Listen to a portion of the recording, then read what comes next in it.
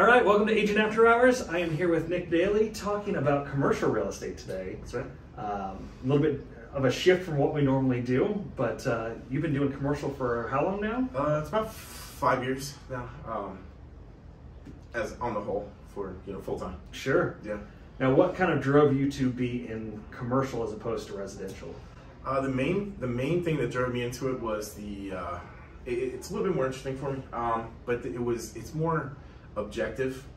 When you're working with clients, you can have the guys just have their spreadsheets and they're set and they're saying, all right, if this property meets this criteria, then it's a go, and if it doesn't, it's a no. Here's my check. That's right, and right, and that's they've got the parameters set. When you're trying to sell somebody a house, it's you can think you have it dialed in, and then who knows? Like it's a much more subjective I've process. had clients right? that told me they swear they wanted, a farmhouse on acreage, and then I showed them a condo in the city. Exactly. Right? Yes. So you just that part doesn't really ever happen on this end. It's just there's a lot more metric driven. Yeah. Which I prefer. What do you think is what's the hardest thing about getting into commercial? I mean, obviously there's a huge difference just in terminology and figuring out triple net leases the education is a big part of it.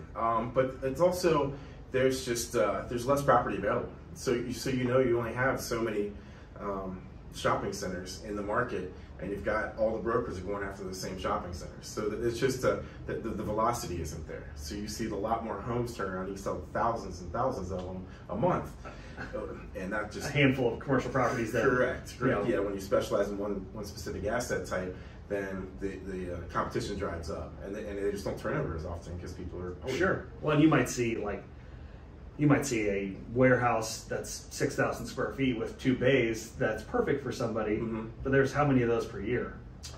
Right. 2? If that. A few, yeah. The industrial sector has been just absolutely on fire. Absolutely on fire. It's the asking rents are way up. You used to be able to find stuff at $3.25 right. A foot, and now we're pushing $5 and $6 on some of these properties. There's just been a massive amount of building, particularly here in this area around the airport. They've added, I think since 2018, it's like 7.9 million feet. And then how many of that was Amazon? It's about 15 or 18%. So a decent chunk. They're on 600 acres. That's insane. They increased the distribution capacity out of CDG by 15% just by themselves. So it's massive. But the industrial sector has really taken off, and it's still going pretty strong. We've got some availability now that's opening up a little bit because a lot of developers have done just spec work. Sure. They were throwing them up when they were filling them up. Because we'll know we'll fill them, right? Right. And that's led to a little bit more availability right now, but it's still on fire. We're still seeing the occupancy rates sky high, and the rates just go up with it. Now, because of COVID, wouldn't you think that some of these businesses don't need office space anymore in the not the retail, or maybe even retail as well, but yeah, the office space did take a hit.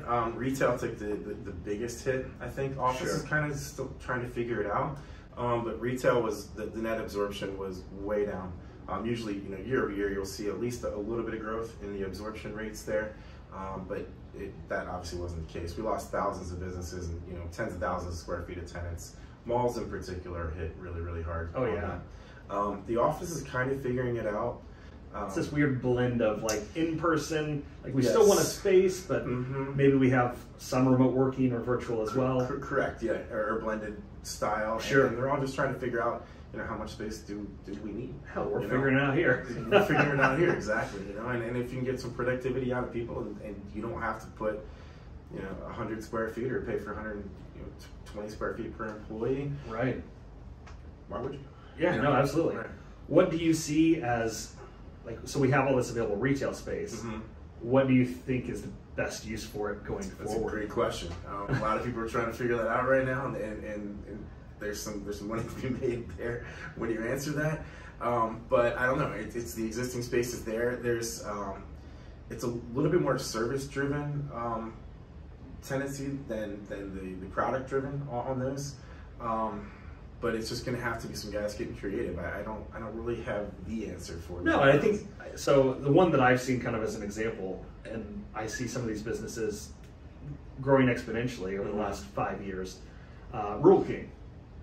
Rural King is it's a kind of a farm and fleet or tractor supply kind of business going into all the old Kmarts. Yeah, that's just their model. Sure, I mean, and that makes good sense. And we've seen some of them get demised into religious facilities. Sure. Sometimes, like they'll take half of it, and they it's a big wide open space. It's easy to kind of transfer some of those people into.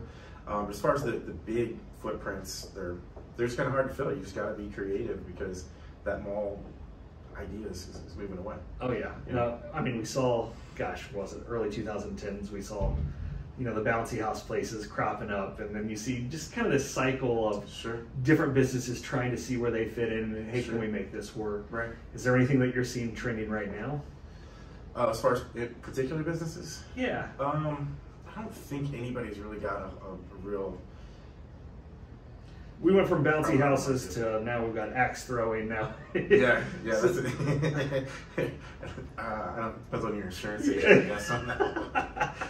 Have you done it before? I have. It's a blast. It is actually a lot of fun. But you see those videos on Facebook and whatever, and they're terrifying. Sure, yeah. A friend of mine actually owns that one down in Covington. Awesome. So, yeah, saw them getting together and just talking about it. I was like, they're sure. That sounds dangerous. And it is. But yeah, it's just you just get into all those other different types of business and just things to do day to day. Sure. It's just it's consistently challenging. Not that residential real estate is easy by any means. But some of these projects you might be working on for 2 years. The lead time is a huge factor in deciding if you want to do it. You can't, if somebody's sitting on phones today and gets a call, that could be a paycheck in 30 or 45 days. Right. I'm not going to get that call today. No. The projects are a lot longer. There's a lot more work with the attorneys, or sometimes if it's a 1031, you have to deal with the QIs, the intermediaries. Sure. People are exchanging in and out of properties a lot more often. We deal with a lot of those. And then you just have to deal with the city a lot of times, or whatever municipality is in charge of the land. If you have to rezone it, or if you have to work through some parking issues, or get just whatever, it's just the lead times are much longer. No, from what I've done just enough commercial to get myself in trouble. Yeah. And I do not recommend that. So if you're an agent in residential, don't try to get into commercial unless you get yourself educated and work alongside somebody so you get to know the ropes. I kind of learned trial by fire because I signed my first office lease, and it was like, hey, we need a letter of intent. And it's like, what is that? Yeah. Right. And what I found is there's no standard contract. No, it's not. Yeah, it's whatever the attorney says. Yes, that is kind of the other part. Yeah, you get in LOIs, get some fairly standard bullet points that you work through. Right. But then after that, once you agree to the main terms, then you're right. It's also the attorneys. And your 2-page LOI turns into a 40-page contract, and that's where they get paid. But I mean, a good attorney in commercial real estate is invaluable. But yeah, it's every little part of it is different. Yeah.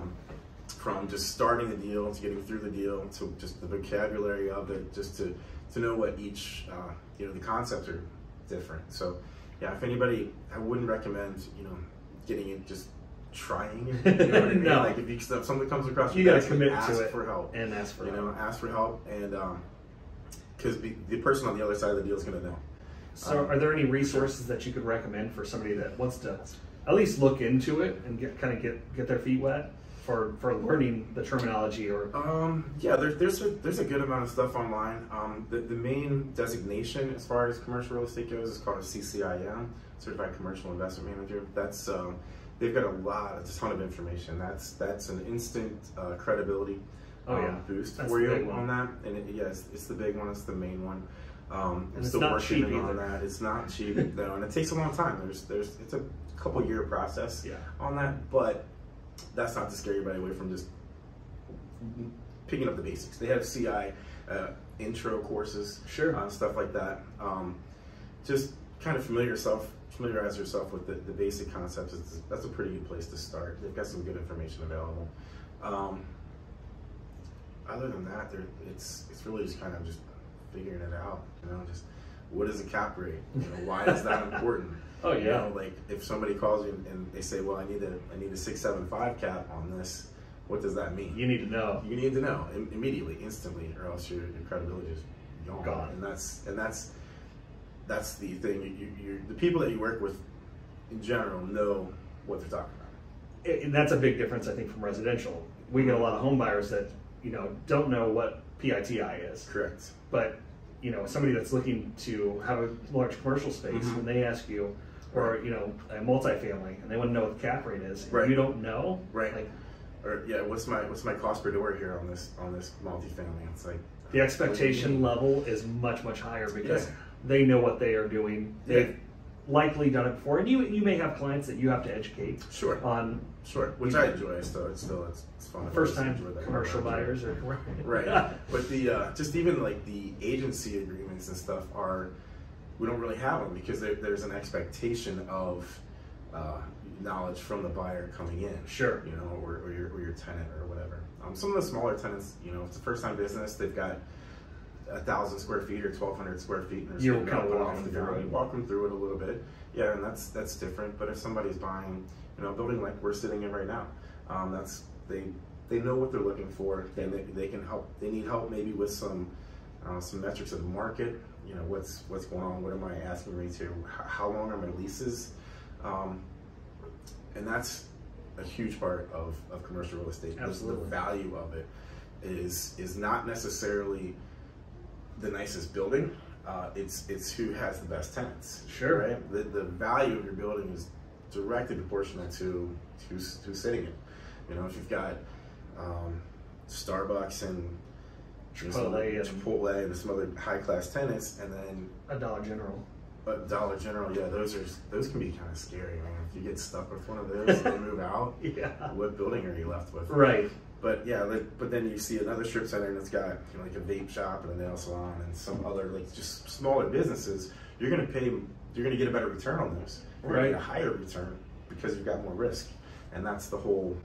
They may be there for 6 months. They may be there for 5 years. Yeah, they're on a 5-year lease. But Chipotle's not going anywhere. Chipotle's not going anywhere, and that's why you're going to be paying. You know, your return's going to be smaller. That's when your caps start hitting, you know, 4 or 4.5%. Right. And it's basically just it's comparable to an ROI. Yeah, is what the cap rate really represents is your ROI. But then if you see some, you know, some people like to manage. If it's management heavy, that's you know, they're okay with it because they know they're getting a return on it as long as they're willing to put the work in, and they get a 10 cap on something or an 11 cap. They're like, okay, I'll take that, and I'll take what comes with that.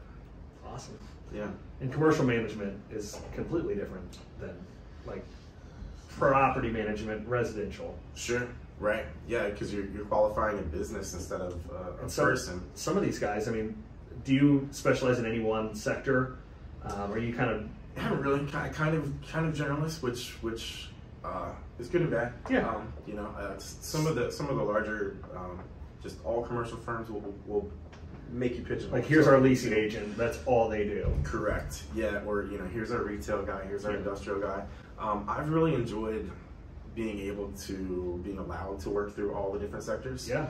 I like retail, but it's a little bit harder. I've done some work for a couple guys where it's just, you know, they own the strip center, something comes up, they just call me and I fill the space for them. I like doing that, but we've done a lot of land development stuff, working with different, you know, apartment developers or looking for site selection for like St. Elizabeth and stuff like that. So the bigger projects are fun.